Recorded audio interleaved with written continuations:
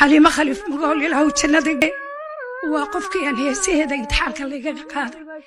اللي قف يا سموتي وحليات دورتي يدان دورتي صدح سيلة مركان امتحانك وقالينا قد كيجي بالقفتي هوريا يوسف سمي الحنكي يمليه كلون جيران الحنكو يسمي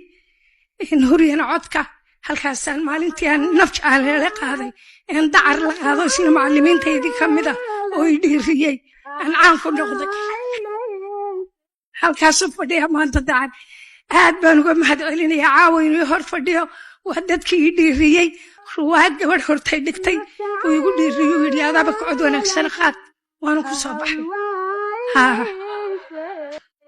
markaa dadkaas dad qiimo badan bay ahaayeen jannada allah ka waraabiyo inta badan waan ooyay waa in wada garanayay maryan mudday waxaan wada dhignay ruwaada hadda aan ka sheekaynayay ee xasan sheekh muumin ee la yidhaahdo gaarabidhaan waxay matalaysay darajo aan la kala xigin nin walaalkeedoo askari bay matalaysoo xumaaday oo halkiisii booskiisii gashay markaa ruwaada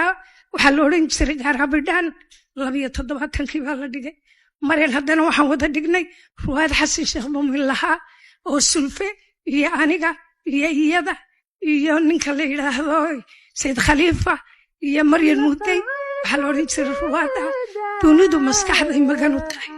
laalaysiya baa ku jiray haye fudud habeenkaan lahaabay hobsiinadoo habboonay dhinacayga aniga markaa dadkaas dad qiimo badan bay ahaayeen taariikhda xusi doonta ilaahay baa u naxariisanaya